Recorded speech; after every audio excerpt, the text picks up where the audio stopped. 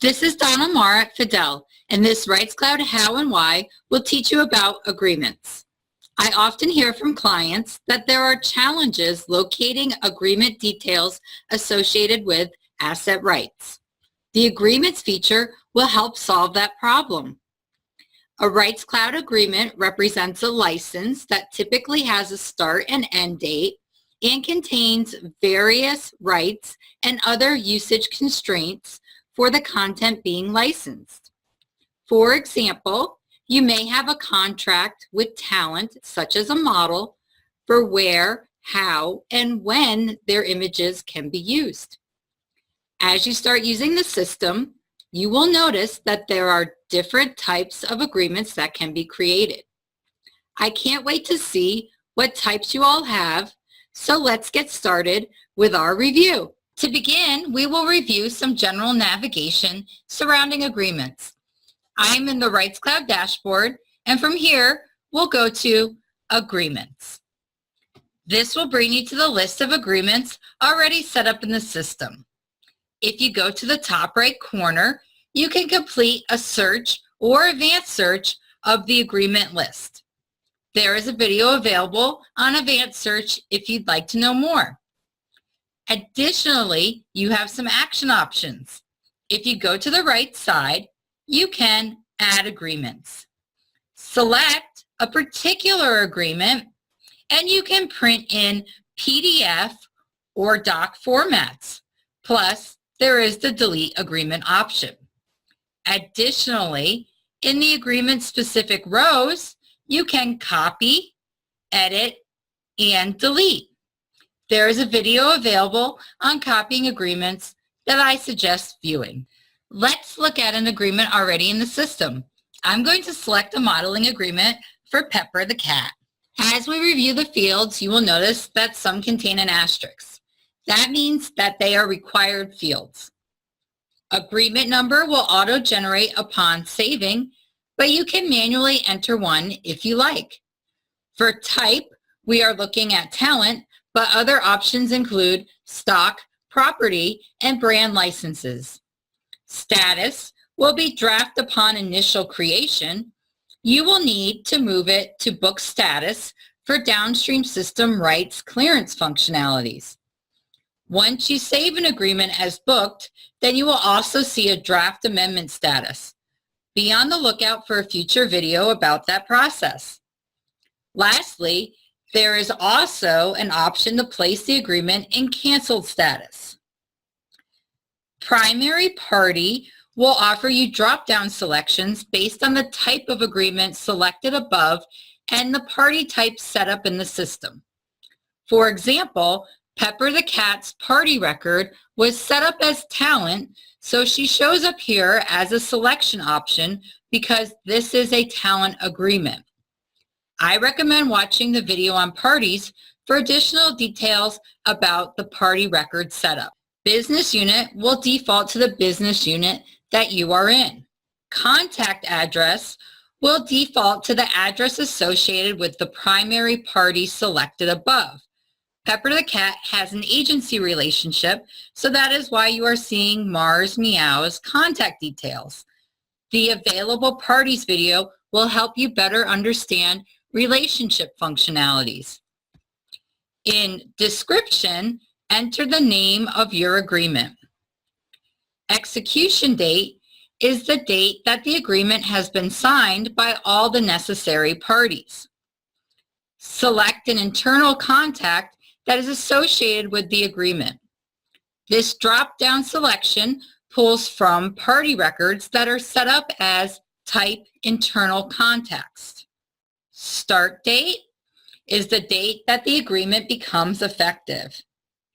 End date is the date when the agreement is no longer effective. As a note, start date is required, but end date is not. Next, select currency associated with the agreement. External ID is used in cases where outside system integrations are in place. Source will default to UI, but can be used in outside system integration cases as well.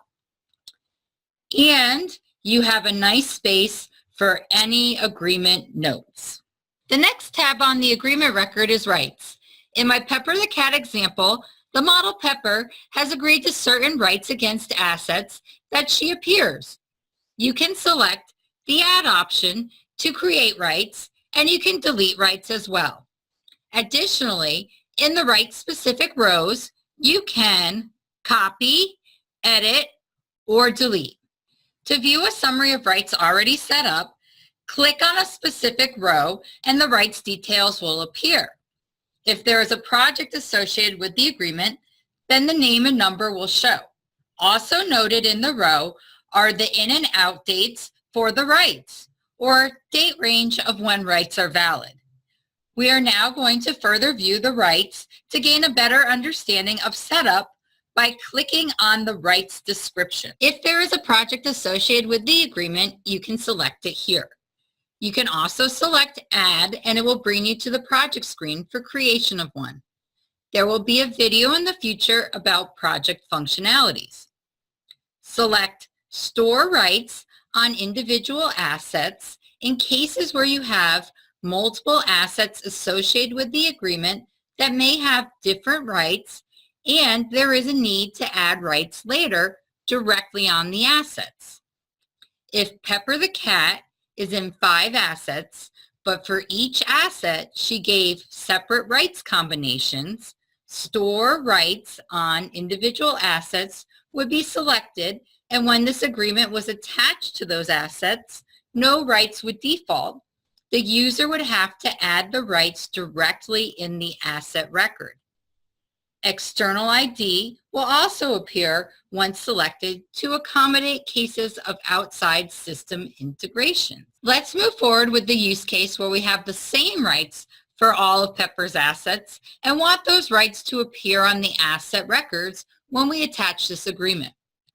In the rights section, enter a rights description. In date is the start of when rights are effective. Out date is the end of when rights are effective.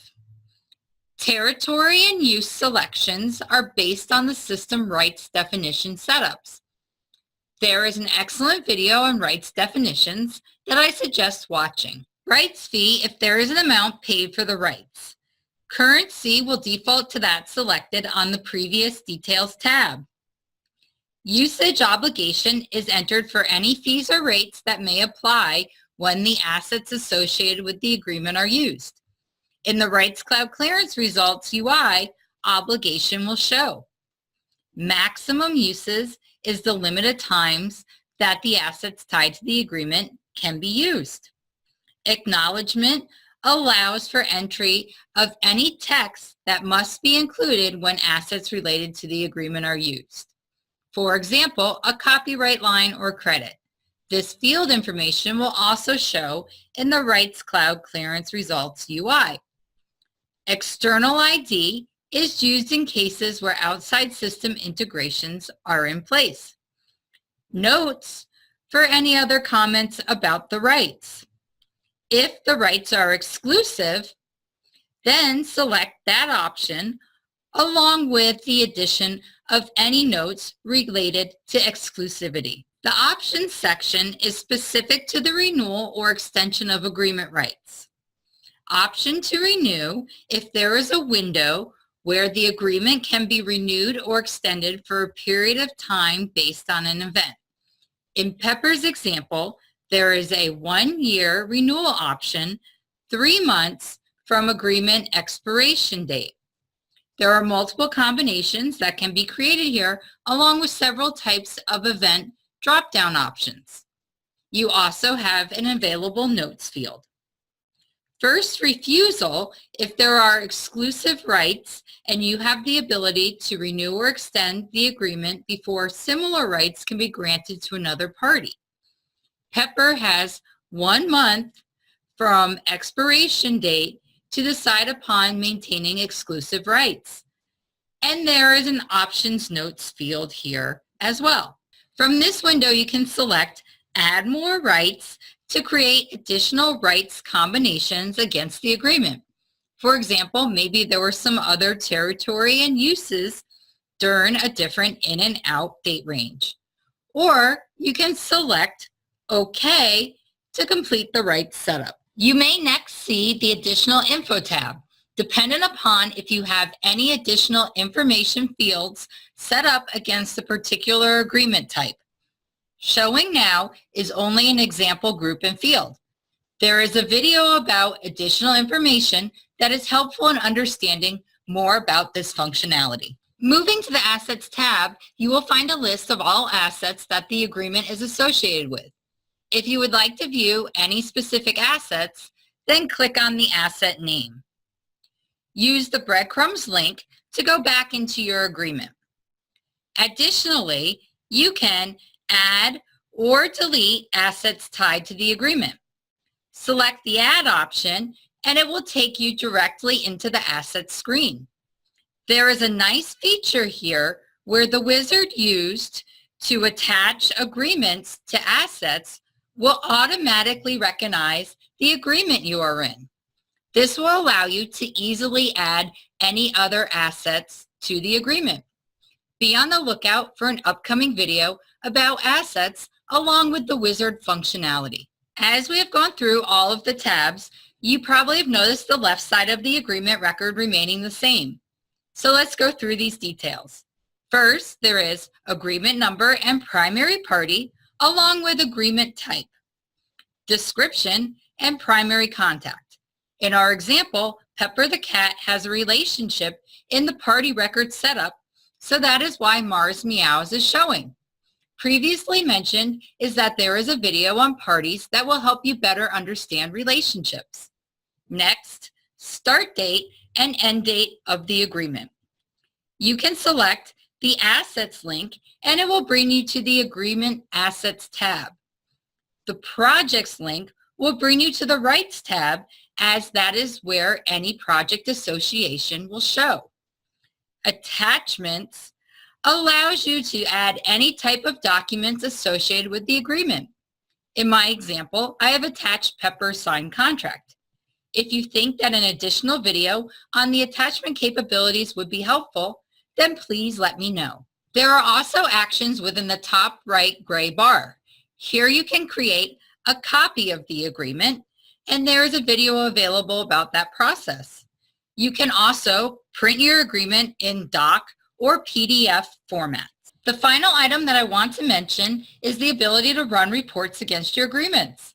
You can access reports directly from the agreement list screen by selecting the reports icon, or you can select reports from the system menu. Now it is time for you to go enter some agreements so that you can view them in your reports. Please feel free to reach out to me through comments with any questions that you may have along the way. I hope that you found this video helpful. If you are looking for additional help, visit the Rights Cloud community site, rightscloud.portal.fadel.com. Here you will find such things as the user guide, FAQs, how-to articles and tutorials, plus there is a community forum to take advantage of. I have added my LinkedIn information below, along with our model Pepper the Cat's Twitter details. Chances are, if you're viewing this video, you already have Rights Cloud. But if not, you can get a free community edition at fadel.com/community-edition. That's all for now, and I look forward to seeing everyone in the Rights Cloud community forum.